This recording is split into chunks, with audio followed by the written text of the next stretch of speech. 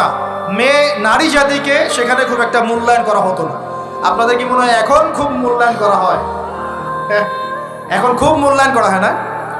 এখন মূল্যায়ন করা হয় ঠিকই, কিন্তু তাদের দেহটাকে কিসে মূল্যায়ন করা হয়?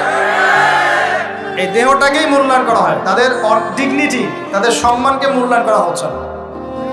আমরা কত বড় ভণ্ড দেখবেন, নারী অধিকারের কথা বলি কিন্তু পতিতালয়গুলোকে বন্ধ করি না। আমরা যদি সত্যি তাদেরকে ভালোবেসে থাকি, তারা যদি আমাদের সমাজের অংশ হয়, আমাদেরই কারো মা, কারো বোন, কারো আত্মীয় হয়ে থাকে, তাহলে আমরা কি আমাদের অর্থ দিয়ে তাদেরকে কর্মসংস্থানের ব্যবস্থা করে দিতে পারতাম না? কয়জন এই কাজটা করেছে? কয়জন এই কাজটা করেছে বা করার হিম্মত দেখাচ্ছে? ওদেরকে রেখেও দিবে, তাদেরকে ভোগও করবে, করে আবার ওদের অধিকারের আন্দোলনও করবে। কত বড় ভণ্ড জাতি, চিন্তা করে।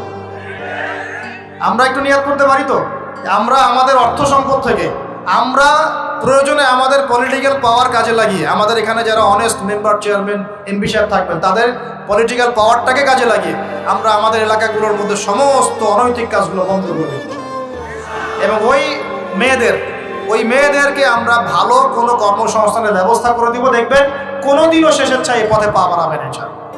কোনো মেয়ের কি এই কাজ করতে ভালো লাগে আপনার মনে হয়?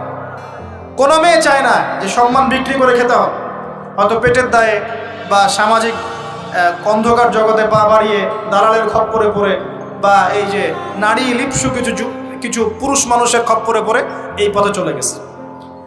এরা যদি আমাদের আত্মীয় হতো, আমাদের বংশের কেউ হতো, আমাদের কারো মা, কারো বোন, কারো স্ত্রী হতো, তাহলে কি আমরা সমাজে মুখ দেখাতে পারতাম?